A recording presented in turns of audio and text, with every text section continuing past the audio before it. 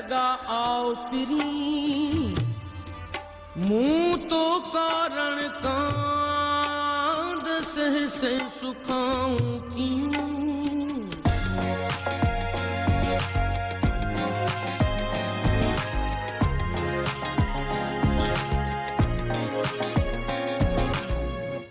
Sir जो बूटो करातो लिखियो वञे थो।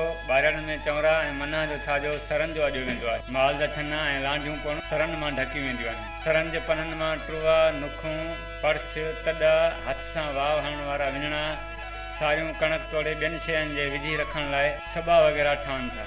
सर जो बूटो कद में डिघो ख़ासि तौर ते ॿनियुनि ॿारनि ऐं वाहन जे किनारे ते थिए थो। सर जी कानी घणी डिघी थिए थी। सर बि सारियुनि वांगुरु निसरंदो आहे।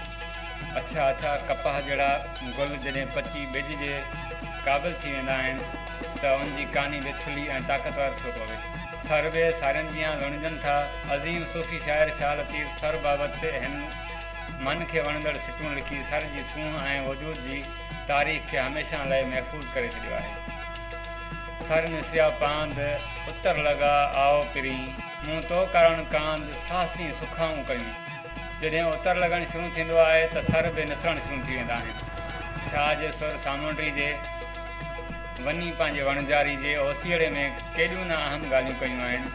हिकु त सियारो अचण वारो थींदो आहे त उहे ई ॾींहं उन्हनि वापारनि जे वरण जा बि हूंदा आहिनि।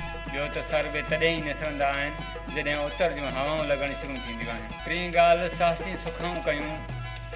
सुखाऊं बासण वारी रीत जे सदियुनि खां असांजी धरती ते मौजूदु हुजण जी भिटाई तस्दीक कई आहे। सर सिंध में थींदड़ आम बूटो आहे। ही वाहन ढंढनि, ढोरनि, किनारनि ऐं कड़नि तोड़े ॿनियुनि जे ॿननि ऐं वाटरनि जे कपनि ते कुदरती तरह थब जी सूरत में फुटी उथरंदो आहे। हिन जी तीली खे कानो ऐं पन खे सर चइबो आहे।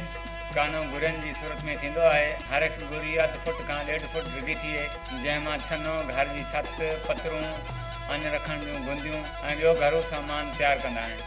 सर मां वरी टुआ, पखा ऐं ॿुहारा ऐं ॿियूं शयूं ठाहींदा आहिनि। उमर कोराई, मीरपुर माथुर।